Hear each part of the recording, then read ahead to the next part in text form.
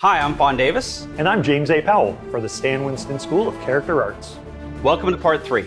Assembly, paint, and weathering. This is the exciting stage. Yeah.